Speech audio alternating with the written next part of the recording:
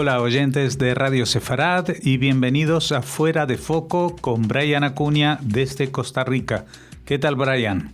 Hola Jorge y a todos los amigos de Radio Sefarad, un gusto como cada 2 semanas estar acá con ustedes en esta columna de Fuera de Foco.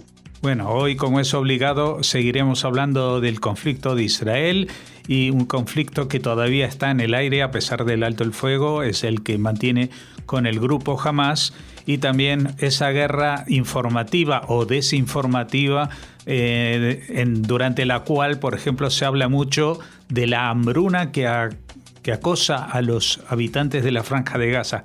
¿Qué nos puedes contar de esto? La columna de esta semana está completamente basada directamente en un artículo académico escrito en el Israel Journal of Health Policy Research, el cual se llama, en su nombre en español, El suministro de alimentos en Gaza durante la guerra entre Hamas e Israel, análisis de datos y cumplimientos de estándares humanitarios. Este artículo, que fue escrito por varios académicos expertos en temas de la salud, viene de alguna forma a señalar cuáles han sido los aspectos relacionados con la alimentación de las poblaciones gazatíes durante todo el periodo que ha durado el conflicto con Israel, pero principalmente, digamos, basados en algunos meses hasta julio del 2024, para ser más precisos, entre enero y julio del 2024, donde se muestra que los problemas que se ha tenido con respecto a la alimentación tiene que ver con algunos componentes que pueden afectar a algunas de las poblaciones sensibles, por ejemplo, el caso del hierro con respecto a mujeres embarazadas y a niños, y también el problema para suministrarlos debido a cuestiones logísticas o cuestiones propiamente relacionadas con el conflicto. Lo cierto del caso es que sí se desmienten algunos elementos a través de este informe, como por ejemplo la idea de que se está matando, digamos, a la población gazatí de hambre.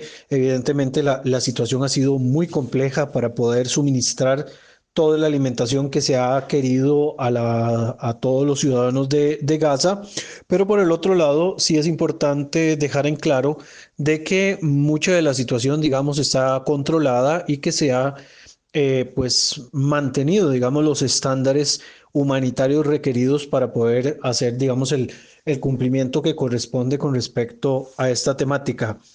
Acá, digamos, podemos comenzar, bueno, mencionando algo que nosotros tenemos claro, que es el actual conflicto que inicia en octubre del 2023, que ha generado una crisis humanitaria en la Franja de Gaza y particularmente en lo que respecta a cuestiones como la seguridad alimentaria. El artículo que les había mencionado, donde algunos de sus autores son Naomi Fliss y Isakov, Dorit Nitzan, Moran Blakefeld, Joseph Menlovich, Sharon Alroy, Gilad Twig, Aaron Troen y Ronit Endeveld son los que se han encargado de escribir este artículo, ¿verdad? Con la intención de señalar un poco más respecto a esta cuestión de la seguridad alimentaria de los gazatíes. Fueron utilizados datos desde enero hasta julio del 2024, usando, digamos, como referencia los registros de coordinación de actividades del gobierno en los territorios, lo que se llama tradicionalmente como el COGAT, ¿verdad? Que es esta institución israelí que se encarga de hacer toda la coordinación con los grupos palestinos para tratar de mantener ese tipo de enlace y coordinar algunas cosas que son, digamos, de beneficio para las poblaciones civiles. Y se ha evaluado la cantidad y calidad de los alimentos suministrados y su cumplimiento con los estándares humanitarios a nivel internacional, que son establecidos por la Sphere Standards, que son los que pues dan, digamos, como esos elementos básicos para poder señalar si se está cumpliendo o no con los requisitos. A pesar de los desafíos en cuanto a elementos logísticos y la volatilidad del conflicto, los resultados que señala en este caso el documento, el artículo, que es un artículo bastante largo que voy a estarlo teniendo, digamos, como enlace la descripción del programa para que ustedes lo puedan leer por completo. Lo cierto del caso es que dice que a pesar, digamos, de esta situación de volatilidad y los desafíos logísticos, los resultados indican que a excepción de febrero del año 2024, la cantidad de alimentos suministrados superó los requerimientos mínimos calóricos y proteicos. Aunque el suministro de hierro fue deficiente, el estudio resalta la importancia de una mejor coordinación y distribución de la ayuda dentro del territorio. Esto, digamos, a pesar de que el punto de partida es hasta julio del 2024, es un comportamiento que se ha preservado, digamos, incluso hasta estos momentos que se mantiene en un alto al fuego, ¿verdad? Que no sabemos cuánto más vaya a mantenerse realmente, ¿verdad? Pero lo cierto del caso es que estos datos que fueron tomados de COGAT que desarrollan en este artículo sirven para dar, digamos, esa noción de cuánto se está trabajando en la coordinación de la entrega de alimentos a la población en Gaza, ¿verdad? Cómo lo dictaminan incluso las normas internacionales. Desde el inicio del conflicto, la situación ha sido pues un motivo de alerta para toda la comunidad internacional. La destrucción de la infraestructura, elementos como la inseguridad, ¿verdad? Inseguridad ciudadana y entre estos elementos obviamente la inseguridad alimentaria, así como las restricciones en cuanto a la distribución de ayuda, que solamente está, digamos, supeditada a ciertos pasos fronterizos y ha estado, digamos, muy limitado también sobre quiénes pueden o no pueden ingresar a repartir la alimentación o, digamos, todos los suministros. También uno de los grandes problemas es que los canales de suministro son muy pocos, ¿verdad? En ocasiones hace falta un poco más de logística para poder pasar más camiones y muchos de estos camiones se mantienen en la frontera con Israel y esto pues complica un poco la entrega para que llegue directamente a la población civil. A través de COGAT se ha documentado y coordinado el flujo de ayuda y los insumos enviados directamente a la zona de Gaza, ¿verdad? Facilitando la entrada de alimentos mediante rutas terrestres y aéreas, incluyendo los lanzamientos de cajas con alimentos que hicieron algunos países en algún momento, que fue muy criticado, ¿verdad? Porque una de esas cajas caían en zonas marítimas, pero lo cierto del caso es que se ha logrado coordinar de alguna forma de que le llegue ayuda a los ciudadanos dentro del enclave. El análisis examinó los datos de suministro de alimentos que fueron recopilados por COGAT y los compara con los estándares de ayuda humanitaria, buscando determinar si los insumos han sido suficientes para cubrir las necesidades de la población gazatí. Utilizaron datos entre enero y julio del año 2024, utilizando datos como cantidad total de alimentos enviados, tipos de alimentos suministrados, contenido nutricional de alimentos, ajustes por pérdida de alimentos y composición demográfica, comparación con los estándares de SFARE, de ayuda humanitaria, que son los estándares propiamente, digamos, que se usan a nivel internacional, y los datos fueron ajustados utilizando un margen de pérdida de entre el 15 y el 30% de lo que se enviaba, ¿verdad? Permitiendo de esa forma evaluar el impacto de la reducción de alimentos disponibles debido a problemas logísticos o al propio deterioro de la alimentación enviado. En cuanto, digamos, a los hallazgos generados en esos meses de análisis, un total de 478.229 toneladas de alimentos fueron entregados a Gaza. El promedio de calorías por persona por día fue de 3.004 calorías, ¿verdad? Con 98 gramos de proteína y 61 gramos de grasa. Los valores superaron los requerimientos mínimos de ayuda humanitaria establecidos por SFARE estándar, exceptuando en el mes de febrero, donde la disponibilidad de alimentos cayó significativamente a 1.508 calorías por persona debido a la intensificación del conflicto en aquellos momentos y a un proceso de restricción en los cruces fronterizos. Ya después la situación mejoró con la apertura de nuevos puntos de acceso, como el puerto de Ashdod, el cruce de Eretz, que esto se da a partir de abril del año 2024 y permitió el aumento en cuanto a la cantidad de alimentos que fueron entregados a los ciudadanos gazatíes. Los tipos de alimentos y su contenido nutricional, dependiendo, digamos, de las calidades y las cantidades que fueron, digamos, enviadas. En primer lugar, tenemos cereales y granos con 241.434 toneladas, que es cerca del 50.5% del total de toneladas de comida que fueron enviados.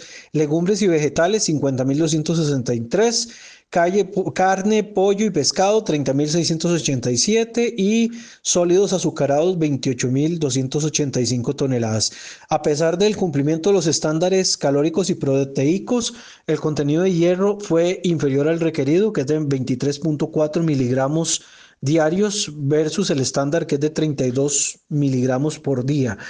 Esto, como fue dicho al inicio de la columna, podría impactar negativamente en la salud de población, principalmente en niños, ¿verdad? Niños muy pequeños o en mujeres embarazadas, quienes pueden ser los más propensos a padecimientos tales como la anemia. En cuanto a la distribución regional de los alimentos, uno de los mayores desafíos ha sido la entrega de la ayuda por medio de la distribución equitativa dentro de la Franja de Gaza, ya que de acuerdo con el informe, aproximadamente 300.000 personas permanecieron en el norte de Gaza, donde la ayuda tuvo más dificultades para poder hacer entrega debido a restricciones de carácter militar o de carácter de seguridad.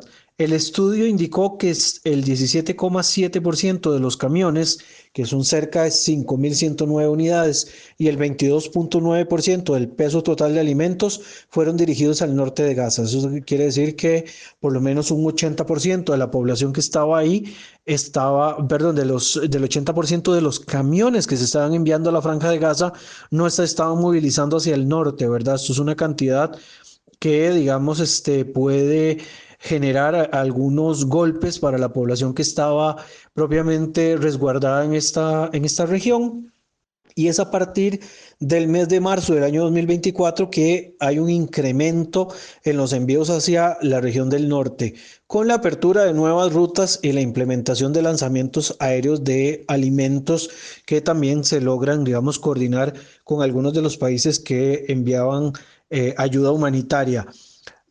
Algunos factores que afectaron la distribución de alimentos: se dice que a pesar del suministro adecuado en los cruces fronterizos, la seguridad y la logística dentro de Gaza seguían siendo un obstáculo bastante importante y lo siguen siendo hasta el día de hoy, ¿verdad? Debido a todo lo que ocurre por cuestiones del conflicto. A pesar de que se está en un alto al fuego, lo cierto del caso es que estamos dentro de una condición bastante frágil, bastante débil, que en cualquier momento puede volver a colapsar y que puede, digamos, generar también que se dé una ruptura de los acuerdos que se han podido, pues, gestionar a través de Egipto y Qatar, ¿verdad? Junto también con el apoyo de Estados Unidos y otros países. Se han reportado incidentes de saqueo, algo que también ha venido siendo reportado tanto por las fuerzas de seguridad de Israel como por medios de comunicación vinculados directamente a los grupos dentro de la Franja de Gaza.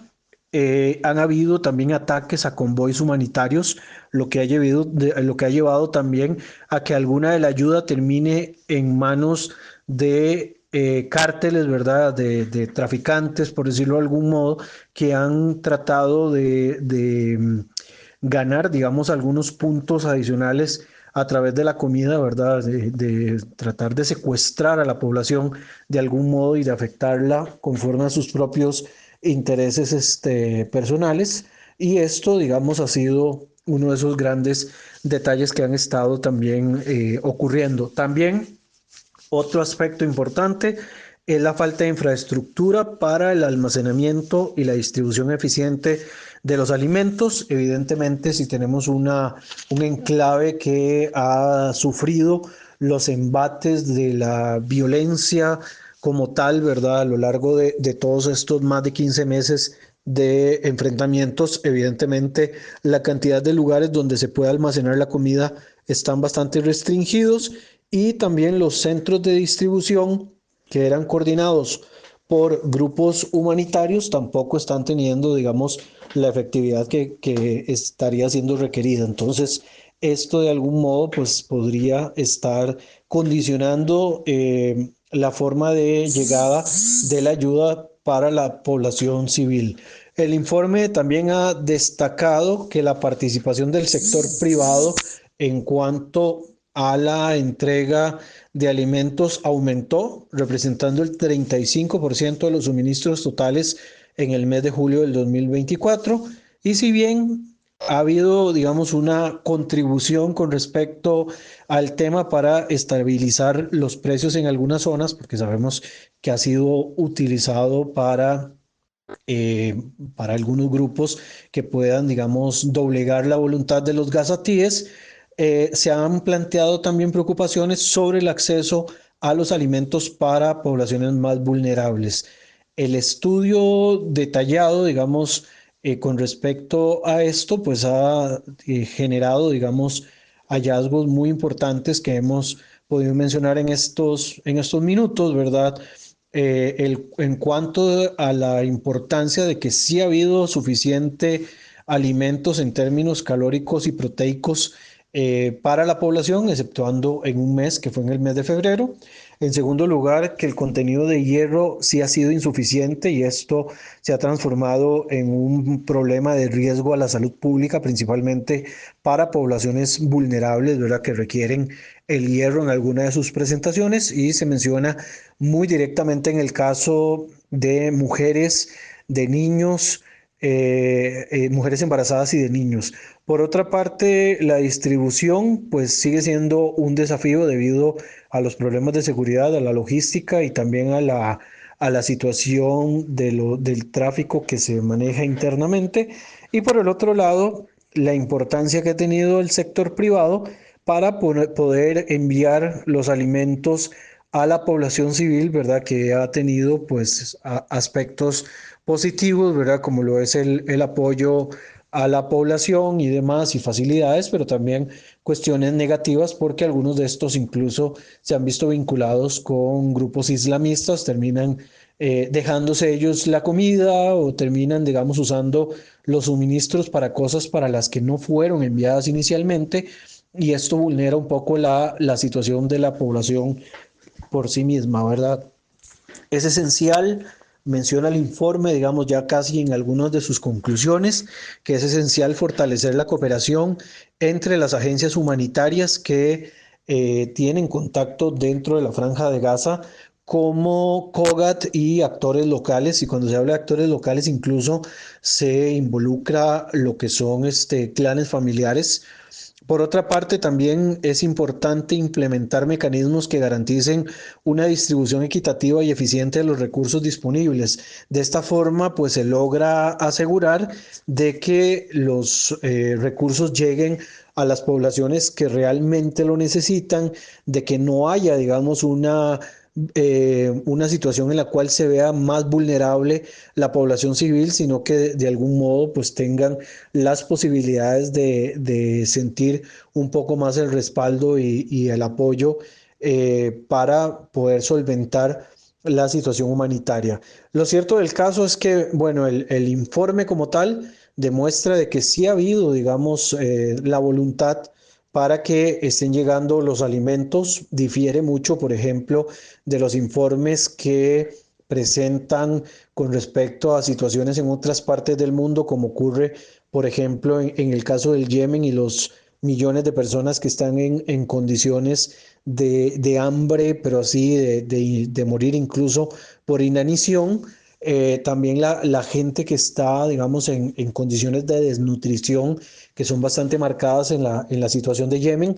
Eh, Obviamente no vamos a hacer una comparación de conflictos porque son dos situaciones diferentes, pero lo que podemos equilibrarlo o equipararlo es en la actuación de los actores, porque hemos visto, por ejemplo, que en este caso de Israel con Gaza, pues ha habido, digamos, por lo menos algún tipo de responsabilidad para que la población civil siga obteniendo, siga recibiendo algo de eh, de recursos, de suministros, ¿verdad? Que no se queden sin esa parte cubierta, mientras que en el caso del Yemen vemos un gasto excesivo por parte de las guerrillas antioccidentales, de las guerrillas hutíes, en recursos que podrían eventualmente mejorar la calidad de vida de sus propios ciudadanos, ¿verdad? Que es donde marcamos una enorme diferencia. Lo mismo ocurre, por ejemplo, en otros conflictos, como pasa, por ejemplo, en Sudán o como ha pasado también en algunos momentos en el caso de Somalia o con otros conflictos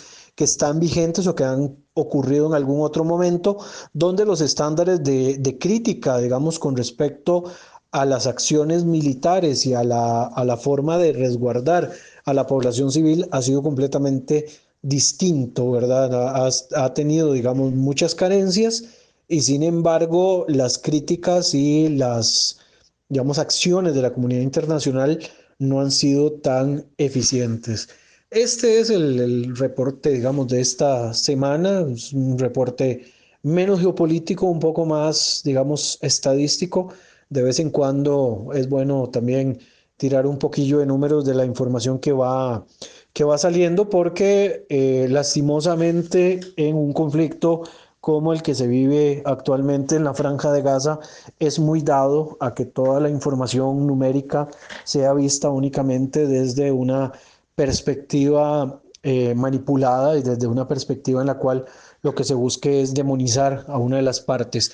Con este reporte, digamos, con esta información que revela esta revista de Israel Journal of Health Policy Research, a través, digamos, de todos los datos que recopilan, tanto de COGAT como de las organizaciones no gubernamentales, que son las que coordinan este tipo de entregas y demás, se ha podido, digamos, demostrar de que por lo menos uno de los tantos aspectos, ¿verdad?, que podrían eventualmente señalar a Israel de querer cometer algún tipo de genocidio contra la población civil palestina, que es el tema de matarlos de hambre, podría quedar descartada, ¿verdad? Con todos estos datos que van quedando ahí recopilados, que van quedando, digamos, en actas y que hay, digamos, pruebas y demás de toda la cantidad de suministros que se están logrando pasar, pueden eventualmente, en el caso de un juicio contra líderes israelíes, en una acusación formal por el tema de genocidio o de crímenes de lesa humanidad, eventualmente este tipo de información podría, digamos, descartar algunas situaciones anómalas. Entonces, por esta semana, una columna menos extensa de lo que generalmente hemos estado desarrollando, no por ser menos extensa ha sido menos sustanciosa. Creo que en este caso tenemos la información suficiente para poder ir haciéndonos una idea de cómo ha sido, digamos, el comportamiento en un aspecto tan clave como este, ¿verdad?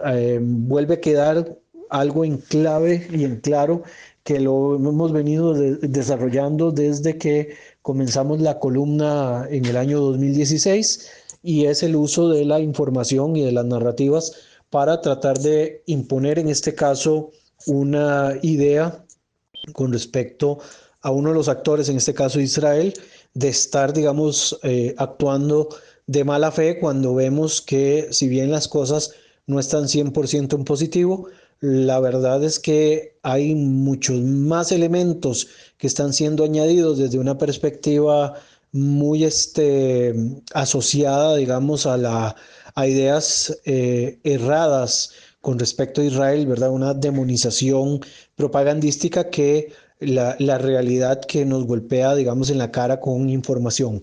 Lastimosamente, ¿verdad? Pues tenemos de frente una gran maquinaria pues propagandística, y este aspecto puede que afecte bastante a la hora de querer revelar este tipo de informaciones y que no se le quiera dar por válida. Pero lo cierto del caso es que hemos visto, digamos, la manera en la cual se pueden ir también descartando algunas acciones, y que pese a que hay una acusación de un genocidio a Vox Populi, ¿verdad? Hasta el día de hoy no hay, digamos, un señalamiento concreto de acciones de genocidio o de crímenes de lesa humanidad per se con respecto, digamos, a lo que se ha ejecutado por parte de Israel en la Franja de Gaza. Si eventualmente llegara a ocurrir con alguno de los liderazgos del Estado de Israel de una acusación de este tipo y se llega a confirmar, pues evidentemente somos los más críticos para poder aceptar cuando hay ese tipo de circunstancias. Pero hasta el momento los datos señalan absolutamente otra cosa.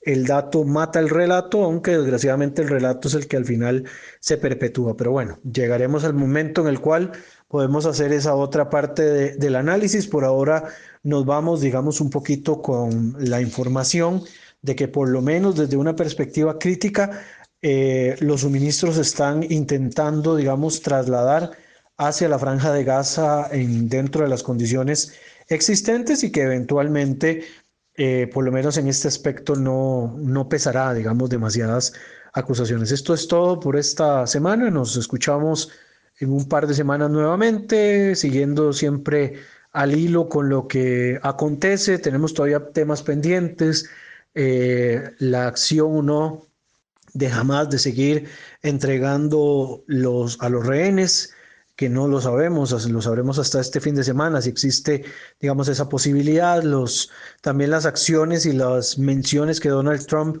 ha hecho con respecto a la Franja de Gaza, a la expulsión de palestinos y demás, que son temas que podríamos eventualmente analizar, pero que por el momento no hay, digamos, suficiente información de cosas que estén aconteciendo como para decir qué es lo que realmente va a pasar, ¿verdad? Porque una cosa es lo que se expresa que podría ocurrir y otra diferente es lo que pasa, ¿verdad? Hasta que empecemos a ver un poco más de acciones, podemos empezar a hacer un análisis. Por el momento todo se basa en supuestos y podemos hacer el supuesto hoy, pero podemos hacer el supuesto dentro de 2 semanas también si no cambian mucho los elementos panorámicos. De mi parte, esto es todo por esta semana. Les envío mi cordial saludo desde San José, Costa Rica. Un agradecimiento a Jorge, a todos los que hacen posible Radio Sefarad y por supuesto a cada uno de los oyentes que finalmente son la razón de existir de la radio. Que estén muy bien y les envío un fuerte abrazo. Chao. Muchas gracias, Brian Acuña, y hasta la próxima entrega de Fuera de Foco.